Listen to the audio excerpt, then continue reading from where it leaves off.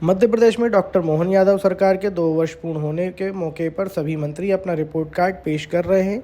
इसी क्रम में लोक निर्माण विभाग के मंत्री राकेश सिंह ने अपने विभाग के कामकाज और आगामी योजनाओं की जानकारी दी। पीडब्ल्यूडी मंत्री राकेश सिंह ने बताया, बीते 2 वर्षों में प्रदेश में सड़क निर्माण और इंफ्रास्ट्रक्चर को प्राथमिकता दी गई। राज्य के अलग अलग हिस्सों में सड़क नेटवर्क को मजबूत करने का काम तेजी से चल रहा है ताकि दूर दराज के इलाकों को बेहतर कनेक्टिविटी मिल सके।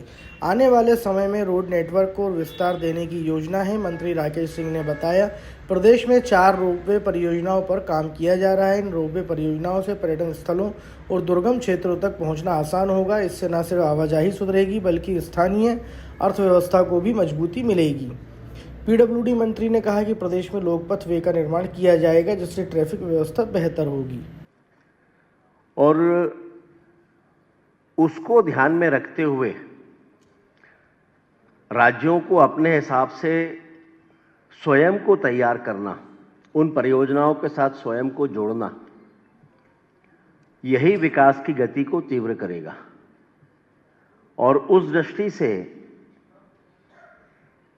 न केवल मध्य प्रदेश ने तैयारी की है माननीय मुख्यमंत्री जी के नेतृत्व में, बल्कि केंद्र सरकार की परियोजनाओं का अधिकतम हिस्सा मध्य प्रदेश से निकले और उसका लाभ व्यापक रूप से मध्य प्रदेश को दे सकें, इसकी भी विस्तृत योजना बनाई है। अब उसमें नॉर्थ साउथ कॉरिडोर है। ये दिल्ली, आगरा, ग्वालियर, भोपाल, बैतूल और नागपुर है। इसकी लंबाई मध्य प्रदेश में लगभग 600 किलोमीटर होगी और जिसकी अनुमानित लागत लगभग 30,000 करोड़ रुपए होगी। ये उत्तर भारत को दक्षिण भारत से एक तेज और सुगम कनेक्टिविटी प्रदान करने वाला है। दूसरा हाई स्पीड कॉरिडोर है वाराणसी, इलाहाबाद, रीवा, जबलपुर, नागपुर। इसकी लंबाई लगभग 700 किलोमीटर है और इसकी अनुमानित लागत लगभग 30,000 करोड़ रुपए है और ये पूर्वी भारत को मध्य और दक्षिण भारत से जोड़ने वाला एक महत्वपूर्ण मार्ग साबित होने वाला है। इसके अलावा ईस्ट वेस्ट कॉरिडोर, ये तीसरा प्रमुख कॉरिडोर है। ये अहमदाबाद, इंदौर, भोपाल, जबलपुर, लखनऊ और रायपुर जाएगा। इसकी लंबाई लगभग 900 किलोमीटर है और अनुमानित लागत लगभग 45,000 करोड़ रुपए है। इस कॉरिडोर में जबलपुर से भोपाल का खंड वर्तमान में डीपीआर के चरण में है, जिसकी अनुमानित लागत 15,000 करोड़ रुपए है और भोपाल से इंदौर के बीच का अलाइनमेंट फाइनल हो चुका है। उसकी स्वीकृति की प्रक्रिया चल रही है। इस तरह से हम देखें तो कुल मिलाकर लगभग 1,05,000 करोड़ रुपए की लागत होती है।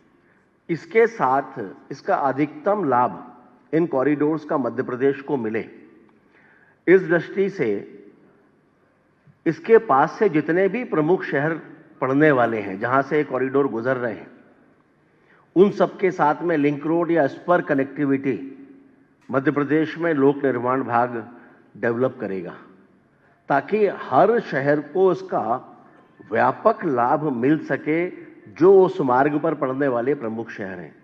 तो मध्य प्रदेश के लगभग सभी प्रमुख शहर इसके आसपास पड़ेंगे और व्यापक रूप से जिसका लाभ मिलेगा। ये सभी परियोजनाएं NHAI के द्वारा उनके साथ समन्वय से विकसित हो रही हैं और ये भी मैं स्पष्ट करना चाहता हूं कि इसके साथ ही मध्य प्रदेश सड़क विकास निगम के द्वारा भी हाई स्पीड कॉरिडोर और एक्सप्रेस वे की योजनाएं तैयार हो रही हैं, जिनमें भोपाल मंदसौर एक्सप्रेस वे है। ये महत्वपूर्ण परियोजना है। ये एक्सप्रेस वे भोपाल को दिल्ली मुंबई इंडस्ट्रियल कॉरिडोर से सीधे तौर पर जोड़ेगा।